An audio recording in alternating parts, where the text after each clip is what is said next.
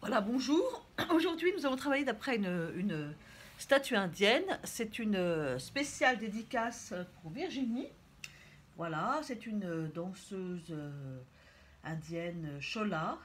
Alors, ce qui m'a intéressé là-dedans, c'est que pour le corps humain, pour aborder le corps humain, il y a une torsion. C'est une danseuse, hein.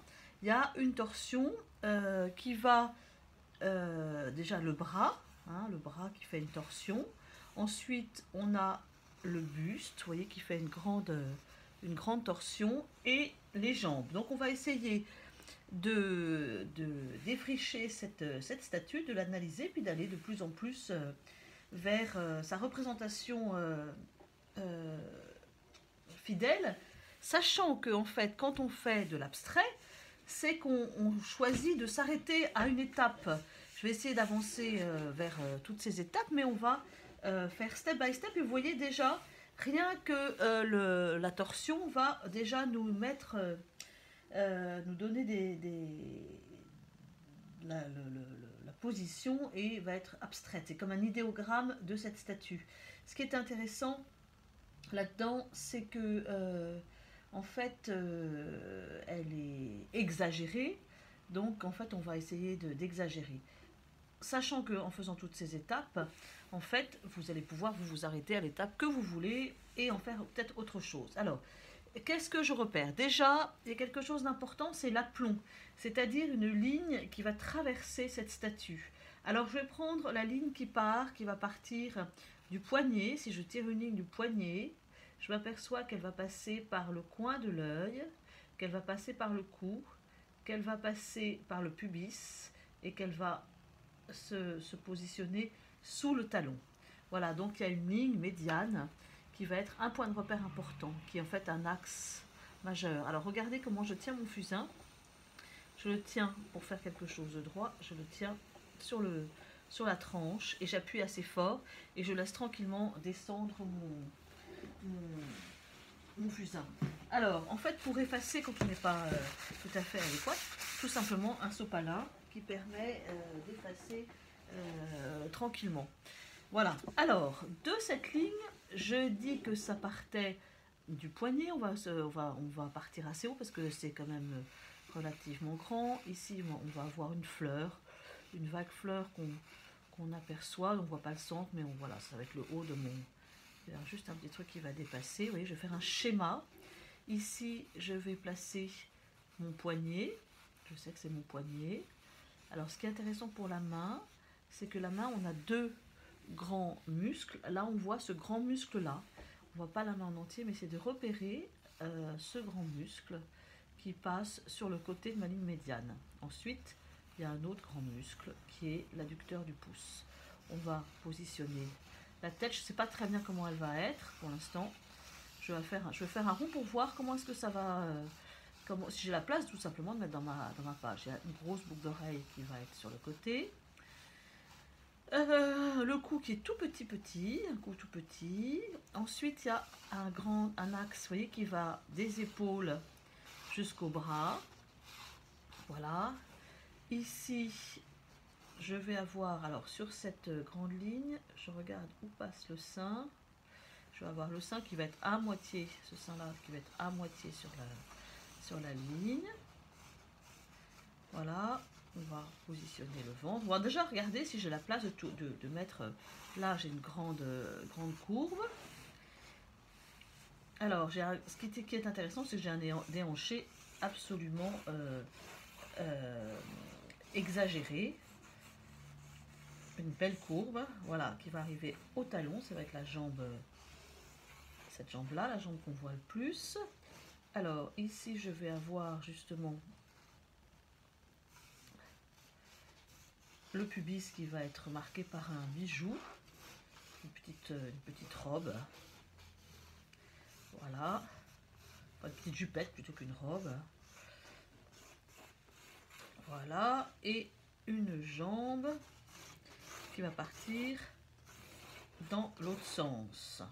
C'est une danseuse, donc vous voyez, vraiment, le mouvement est exagéré, c'est ça qui est amusant. Voilà, l'artiste, la sculpteur a exagéré ce côté déhanché. Voilà, donc je vois à peu près que ça a l'air de tenir dans la page. Ça c'est la plus grande chose, de ne pas commencer par le détail, parce qu'après ça ne tient pas dans la page, il faut tout changer.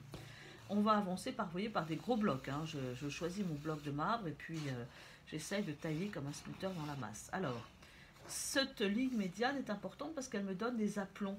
Donc on va ici, je vais attraper le coude et je vais tracer aussi pour le coude une ligne qui en fait arrive, passe par le drapé et hop, je prends un fil à plomb et au bout du pied. Alors le coude, alors je vais faire la même chose, arriverait au bout du pied. Oui. Dans l'autre sens, c'est plus complexe, c'est un miroir. Alors il y a une distance du personnage de la tête vers le miroir. Quelle est cette distance? Alors la tête, on a vu là, il y a quelques semaines que c'est important de mettre l'axe de la tête. Alors j'ai vu que par cette ligne passe l'œil. Donc ici, la tête est penchée vers le miroir, donc la tête, vous voyez, il va y avoir un œil ici, le sourcil, l'axe central, hein, hop, un nez qui est très droit, ouais, même il passe, c'est droit, hop. Alors l'inclinaison de la tête, c'est important. Donc en fait, la boucle d'oreille est à la hauteur des yeux. On va monter un peu la boucle d'oreille, voilà. Ensuite, il va y avoir le crâne. Et là, on va voir qu'une toute petite partie, un front, un œil un peu saillant. Voilà.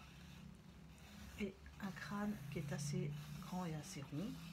Je vais essayer de placer la boucle d'oreille. La bouche, je ne vois pas grand chose. En fait, ce que je vois de la bouche, c'est que la bouche est tout près du nez. Hop, et là, la mâchoire. Là, vous voyez, pour effacer, je passe juste un coup de doigt. Voilà, alors, les cheveux. Ici, parce qu'en fait, elle se coiffe, figurez-vous qu'elle est en train de se coiffer. Ici, on a le cou, un tout petit cou. Alors, la boucle d'oreille, on ne voit pas l'oreille, mais la boucle d'oreille va me donner le départ de la mâchoire qui va être là, voilà. Ensuite, on va avoir un collier qui va suivre, qui va mettre en valeur le cou. Et ce collier va avoir un centre et qui va me signifier les seins.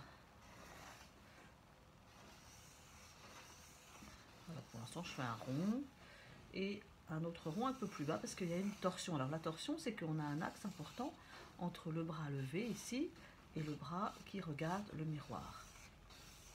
Vous voyez, je place vraiment sans appuyer parce que je cherche, hein, je pars du principe, c'est évident que je ne veux pas trouver tout de suite. Il faut être assez modeste à ce sujet, on cherche, on fait les choses step by step.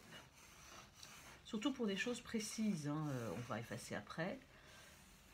Et j'appuie pas trop fort pour voir ce que ça donne. Alors, en fait, ici, elle a une espèce de raie ici, puis elle tient dans ses mains un peigne. Vous voyez, cette espèce de forme. Alors, je ne sais pas très bien ce que c'est. Je crois que c'est un peigne. J'ai du mal à le repérer. En fait, c'est une statue. Pour tout vous dire que Hachi, notre élève Hachi, que vous connaissez peut-être, m'a laissé parce qu'elle n'a pas pu l'emmener en Inde. C'était trop lourd. Et c'est en grès. Et elle l'a mis en dépôt pour l'instant chez moi. Voilà, donc... c'est une statue d'Hachi, je pense qu'elle l'a laissé pour qu'on puisse le dessiner à l'atelier. Alors là, vous voyez, il y a un truc qui n'est pas tout à fait au point, c'est que je dois tenir compte de la distance qui existe entre la tête et le bras. Donc, en fait, ici, je vais avoir ma main qui tient. Ensuite, il y a un bracelet ici. On va faire un premier, l'avant-bras et le bras. Je ne suis pas très sûre de moi, je pose assez grossièrement ce bras. Ensuite, je vais avoir la fleur, vous voyez, je suis obligée de remonter un petit peu. Est-ce que ma tête... Alors, pour corriger, en fait, il faut voir ce qui nous donne le moins de mal de corriger. C'est évident que j'ai pas forcément envie de bouger la tête, mais il faut mieux que je remonte le bras. Hein, voilà. Et je vais regarder la distance du creux qui existe entre la tête et le bras. En fait, la tête, elle est plus plate ici, donc je vais pouvoir récupérer. Ici, je ne sais pas si c'est un chignon ou quoi, je ne vois pas très bien. Donc ici, on va avoir l'avant-bras et le bras. La boucle d'oreille va être peut-être un peu plus sur le côté, j'arrive pas trop à la placer pour l'instant. Alors, continuons notre petit bonhomme de chemin. Ici, on va avoir la hanche qui est très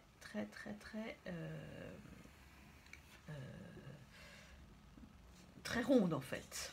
Ici, on a, à partir de la boucle d'oreille, un petit morceau de tissu, un voile, qui partirait ici, qui donne une torsion. Je verrai après pour le voile, c'est un accessoire, on verra après.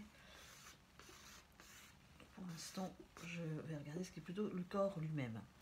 Donc, je vais regarder comment est-ce que le bras va rejoindre le sein. Et ici, nous avons une grande torsion. Et puis, comme toutes les indiennes, un petit ventre. Ici, et j'indique le nombril. Voilà. Et la hanche va partir derrière. Alors, ce sein-là est un peu trop arrondi. Il est suivi par les colliers. On va... Alors, vous voyez, je ne m'arrête pas juste au bord. Je rentre à l'intérieur, puisque je vois aussi l'ombre à l'intérieur. Voilà. Alors, l'autre bras, en fait, il part tout près du menton. Voilà. On va voir un voile, visiblement. Et puis, ici, il y a une forme de pierre qui n'est pas trop définie, qui est encore assez... et à la hauteur du sein, ici, je vais avoir le miroir qui est un peu torse et qui contribue au mouvement avec, je ne sais pas si c'est une manche, je ne sais pas très bien, peu importe. Ici,